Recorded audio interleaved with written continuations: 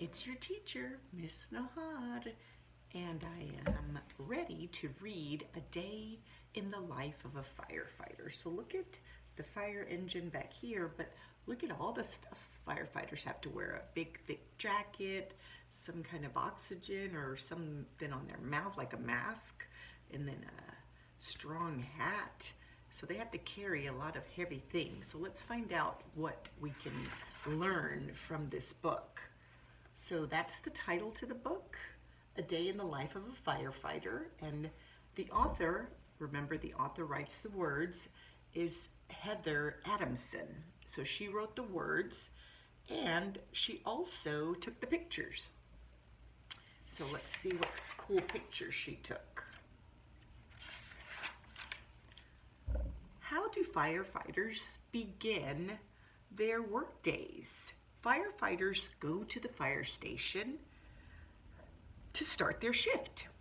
Firefighter Mark works from 7 in the morning one day until 7 in the morning the next day. Whoa, that's a lot of hours. When Mark arrives at work, he finds his boots and his gloves. He checks his air tank to be sure that it's full. He must be ready if there is a fire. So look at all the things that firefighter Mark has to carry with him. See that?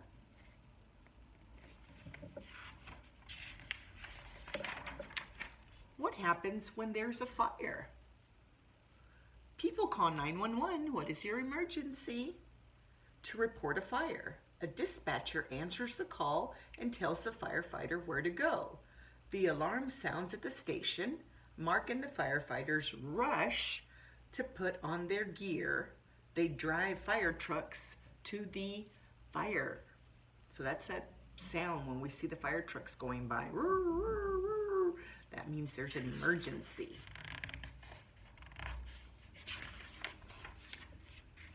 Are there ever false alarms? Like there's not really a fire? Maybe that's when we practice our fire drills at school. That could be like a false alarm, but we have to practice because we have to make sure that we can get out of the building quick, like in 2 minutes or 3 minutes. We have to move fast and make sure we stay together. So maybe there are false alarms. I'm not sure, but let's see.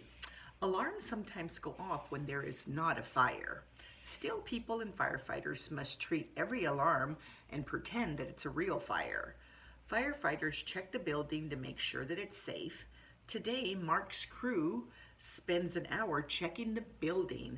Mark's crew did not find any fire, so he made sure to check all the doors, check the kitchen, check the garage, everywhere to make sure there wasn't a fire.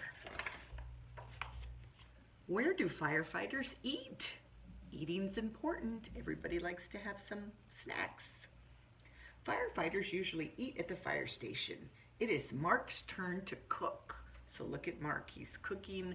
Looks like he's making some spaghetti or making some kind of a soup. It's Mark's turn to cook lunch. He makes pasta and bread in the fire station kitchen. Ooh, I wonder if Mark has to wash dishes too. So maybe his chore is to cook lunch, but somebody else washes dishes. I'm not sure how that works, but here's all the firefighters having lunch together in the kitchen. Where do firefighters sleep? Ooh, many fire stations. Our light went off. Many fire stations have, let's see if I can get it. There it is. Many fire stations have rooms called dorms where firefighters can sleep. After a short nap, Mark and his crew will train together. Oh, remember that vocabulary word, train?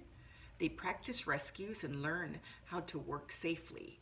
Firefighters stay busy even when there's no fires. So when there's no fires, the firefighters practice carrying their hoses and putting on their tanks and going upstairs and downstairs and carrying heavy things to make sure they're ready if there is a real fire. So he's just taking a little nap, kind of like when we do at school, take a little rest.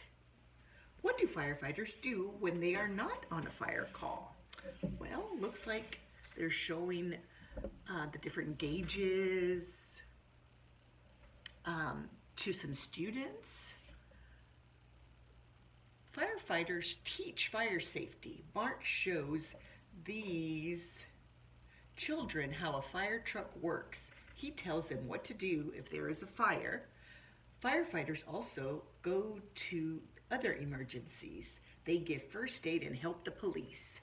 So they also go if there's a car accident, maybe they need to help get somebody out of a car. Firefighters will help with that also. How do firefighters put out fires? That looks kind of very scary and very hot. There's the tank they have with air in there so they can breathe when they go in the fire. Firefighters use special equipment to put out fires. Mark and the driver hook up their hoses together. Mark wears a mask and air tank to protect him from the smoke, so he doesn't want to breathe in all that smoke. His clothes protect him from heat and spraying water. So you see he has to have all his equipment before he actually goes into the fire. What happens after a fire is out? So what happens? Do they just get in their truck and leave, or do they have to, what do they do? Firefighters have work to do after the fire's out. Mark cleans the trucks. When his shift is over, Mark will go home and another firefighter will come to work. Firefighters are always on duty, so always somebody has to be at the fire station to be ready to answer a phone call or an emergency. So maybe when you grow up, you might want to work at a fire station. Amazing but true. Horses pulled our early fire engines. Some fire stations did not have horse stables. If there was a fire, the driver had to run to the nearby field and chase down the horses. After hooking up the horses, the crew raced to the fire. Whoa, can you imagine that? You had to find a horse to go. I wonder where they carried the water. Who knows? But this is how the fire engine looks. There's ladders, air tanks, helmets, gloves, boots. The Dalmatian, they have a dog. Hoses, doors, the cab, here's where the driver sits. And then the crew sits back here. So seems like the fire truck is a cool place. Anyhow, that's the end of our book, A Day in the Life of a Firefighter. So boys and girls, maybe you want to consider being a firefighter when you get grown. Teacher loves you.